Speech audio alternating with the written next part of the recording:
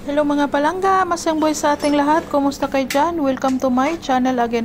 For today's video ay meron akong magandang kwento sa inyo. Pero bago niyan is panoorin nyo itong niluluto ko habang pinapakinggan nyo yung kwento ko.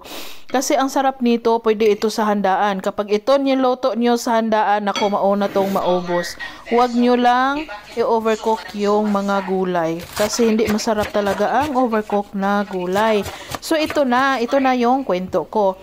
Nung una kong kwento is about sa single mother. Ngayon is single mother ulit pero magkaiba ng sitwasyon. Itong single mother, itong si ate, is nagkaanak siya nung teenager pa siya. Nagkaanak sila nung boyfriend niya, ganon. Tapos itong boyfriend niya is medyo matanda sa kanya. Hindi naman ganon katanda, pero mas matanda sa kanya. Tapos nasa trabaho ata yung asawa niya, ay yung boyfriend niya. Tapos parang umalis, tapos hindi na bumalik, hindi na siya binalikan. So ngayon is siya na lang ang nag-alaga, nag-support na lahat sa anak niya.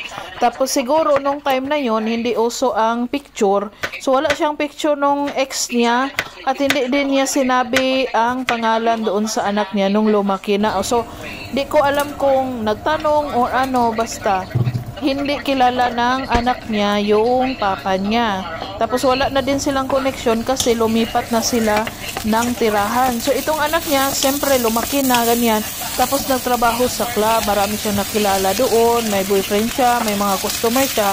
So isang customer niya, nakilala niya at naging boyfriend din niya. Tapos tinawag niya na sugar daddy kasi nga mas matanda talaga sa kanya ng maraming taon. Tapos binibigay yung lahat ng mga gusto niya, pero hindi pa din siya nag-stop doon sa bar. Tapos ang twist ng kwento nito is dinala niya yung sugar daddy niya sa kanila sa birthday party niya at nakita ng nanay niya.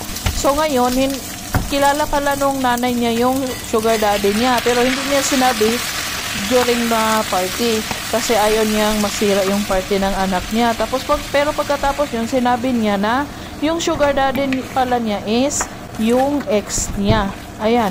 Tapos hindi akalain nung anak at saka nung tatay na magtatay nga pala sila. So sa akin, advice ko lang sa mga single parents dyan is kapag may galit kayo sa inyong ex, huwag nyong ibunton yung galit nyo, huwag nyong paghigantihan doon at gamitin nyo yung anak nyo kasi hindi yung ex nyo ang pinaghigantihan nyo, yung anak nyo. Kasi meron akong kilala na anak niya ginamit sa paghihiganti ng ex niya. Hindi talaga maganda at hindi nakakabuti ang paghihiganti. So ayan, tapos na ang aking niluluto. Kain na tayo.